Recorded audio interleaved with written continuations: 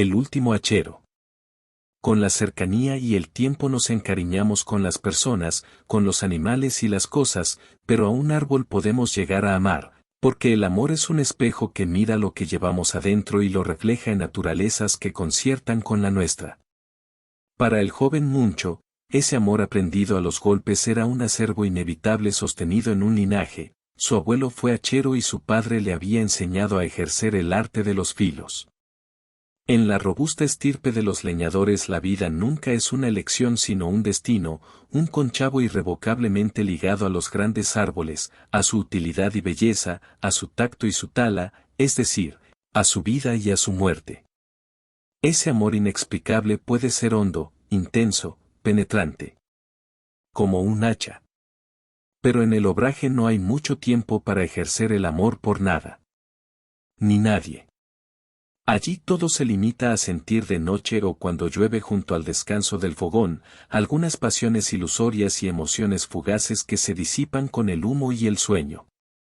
Los descansos son breves, casi inadvertidos, el cansancio por las fatigas del día no deja mucho tiempo para vigilias ociosas, siempre efímeras, al cubierto del apacho que, tan pronto como cobija y abriga, recibe el brutal desprecio del desmonte, la cortante ingratitud del hachón. Alguien dijo alguna vez que el hombre destruye todo lo que ama, los valientes con la espada, los cobardes con un beso. Allí se encontraba el fornido pero sensible hachero Muncho, solo con su alma, su hacha y su hijita de apenas unos meses a quien criaba como podía, con los descuidos propios de un hombre y su ruda condición de montaraz. Su mujer, unas semanas atrás se aventuró al arroyo lejano que proveía de agua para el guiso y el mate y donde lavaba la ropa de su guapo. Pero, cosa rara, no advirtió en el barro de la vera las pisadas de un yaguareté y la de su cría a quien enseñaba a cazar. Aquel ominoso día la selva era respetada por un silencio sospechoso, una quietud turbadora y extraña. El calor podía despegar sus canículas sin que ninguna brisa se le anime a sus bochornos y las horas pasaban largas, interrumpidas por el zumbido de las moscas. Toda la atmósfera parecía atorada con negros presagios. De repente, aturdió el acuciante llanto de la pequeña que dormía cerca del abrumado mensú. «Tendrá hambre», pensó Muncho. Una línea de quebranto surcó su frente, pues su mujer tardaba demasiado en volver. Dio un descanso al hacha y muy resuelto fue en su busca. Las penas infinitas nunca abandonan a los miserables olvidados por Dios y por los capangas. Al llegar a la orilla del arroyo aún pudo ver, junto con los despojos de su mujer, a las hermosas fieras que en palabras del poeta encarnaban a la más feroz naturaleza, el rojo en la garra y los colmillos. Las bestias ya saciadas o asustadas se alejaron ante el alarido de pánico y horror de Muncho que, temblando y a los gritos, blandía su machete cegado por la desesperación. De rodillas cayó negando con la cabeza y el llanto duro sin resignarse al corazón de lo irremediable. En los días que siguieron se redoblaron los miedos, las guardias y las armas. Un tigre cebado y con cría era el mayor demonio que podía parir el monte. Tampoco hubo más consuelos que el esfuerzo duplicado, las penas ahogadas con el brío, la eficiencia remachada por la rabia, el ímpetu aumentado por el dolor y los gritos del capataz. Un fantasma que repite con ardor incitando el hachazo, Neike, Neike. Ni caña había para ahogarse en los bálsamos de la inconsciencia. Así fue como Muncho se convirtió en el vehículo de un amor femenino y delicado para el cual no fue educado ni era capaz de absorber en su tosco entorno. Imposibilitado de abandonar el obraje en espera del lejano relevo, por las noches su rostro se mojaba acariciando a su niña dormida. Con el resplandor del fuego elevaba su mirada hacia el cielo en busca de la sonrisa sedante de una estrella o algo de luz de la luna hinchada. No se veía nada. Las ramas del gigantesco lapacho obscurecían todo, hasta de día apenas dejaban ver al sol, pero cuando éste alumbraba en agosto, se convertía en un fabuloso faro de la luz difusa que esparcían sus flores, más blancas que un relámpago. Debajo estaba el campamento, la carpa, los jergones, el fogón, las herramientas. Casi sonríe cuando, al mirar el inabarcable volumen del tronco del dios vegetal, recordó que su mujer, con una dulce y melancólica sonrisa le dijo: «No tumben a este.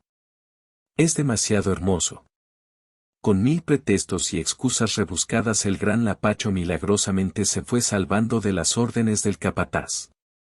Al parecer el hijo del obrajero, al mando por esos días de la cuadrilla, también se había enamorado a escondidas del majestuoso lapacho en flor, solía pararse a mirarlo detenidamente elevando la frente quitándose el sombrero para, con una sonrisa y haciendo gestos negativos, sortear su ejecución con fingida mala gana.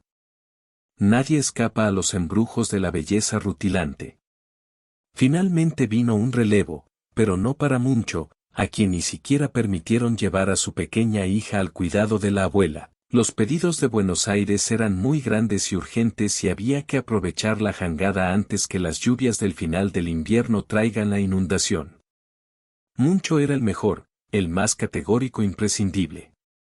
El reemplazado fue el capataz, por un nuevo arrogante de la ciudad, frío y preciso en sus mandatos, determinado en su crueldad, apenas arribado reparó en el gigante del monte.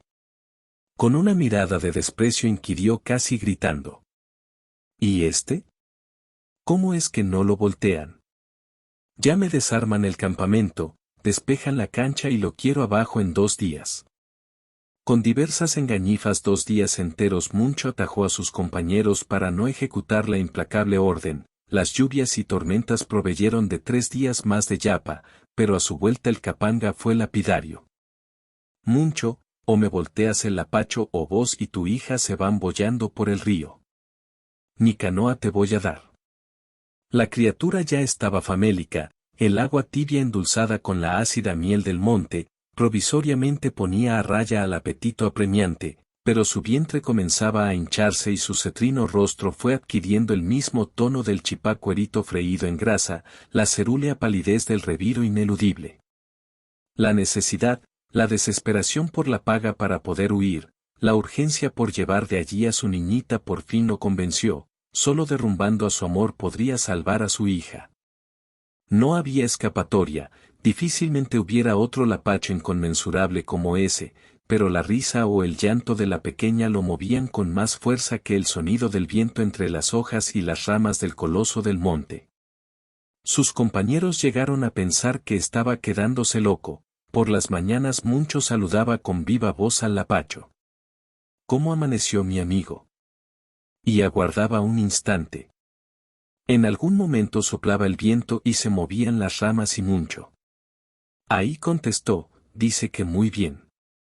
No hay mayor tragedia que escoger entre 2 amores sin poder optar por el simple abandono de uno de ellos y quedar frente a la más desgarradora elección, la vida del uno o la del otro, el lapacho o su hija. Se agotaba el tiempo para que continúen vivos los 2. Nunca un monstruo del monte fue tan duro, las hachas se desafilaban más rápido, rebotaban como golpeando un metal, los mangos se rompían, desaparecían de las rudas manos los viejos callos dando paso a nuevas ampollas. Cada golpe era una herida en el árbol y una magulladura en los verdugos. El descomunal árbol en silencio parecía responder a la agresión soltando con cada golpe sus lágrimas de flores blancas. El aviso ostensible del lapacho en flor de que ya no volverían las heladas, que tanto había deslumbrado y demorado su ejecución ya no servían, la codicia desprecia a la belleza. Finalmente, los parejos filos de los aceros con fuerza repetida e incansable, en 3 días de nervios y agonía, vencieron al titán que, tras crujir con más fuerza que el gruñido de un yaguareté en celo provocó un estrépito capaz de asustar a los truenos y lentamente se fue cayendo haciendo temblar a todo el monte, abrazándose a sus hermanos vegetales que, sin poder sostenerlo, solo hacían más lenta su caída o también se derrumbaban con él.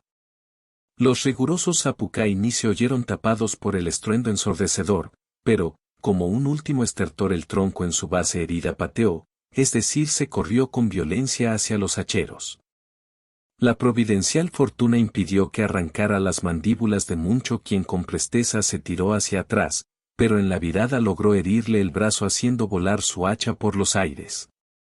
Dando varias volteretas la herramienta fue a caer a muy pocos centímetros de la chiquilla que jugaba con las níveas flores entre los dedos. El albur de alguna deidad de la siesta evitó una segunda tragedia. Fue una señal. La segunda y clara señal. El lapacho le había perdonado, pero lo hacía notar, a los malvados nunca les ocurre nada, pero a los buenos la justicia cósmica tiene dispuesto que puede suceder lo peor si se ensañan con las criaturas del monte. Un silencio blanco de flores acolchaba el suelo certificando la muerte del caído. Esa misma noche sigilosamente cargó a su hija, un atado de carne seca y su raída cobija, robó una canoa y se hizo al garete aguas abajo en el río iluminado por el faro de las noches llenas. Dejaba atrás dos amores muertos que jamás abandonarían su corazón ni su memoria. Por última vez miró hacia atrás y vio cómo se alejaban los moribundos centelleos del fogón del quieto campamento y juró que nunca, nunca más, nunca entonces, nunca siempre, nunca mismo, nunca nunca, volvería a tomar un hacha. Lo animaron un poco, hinchándole de efímera determinación, los ojos fijamente abiertos y brillantes de su niña que reflejaban todas las claridades de la noche. Se regocijaba pensando en su suerte, pues, nadie lo había visto ni escuchado en su huida, a la que contribuyó la niña que tampoco se quejó, ni lloró. Es que no pueden llorar aquellos que se desprenden de sus flores, ni quienes ya no respiran.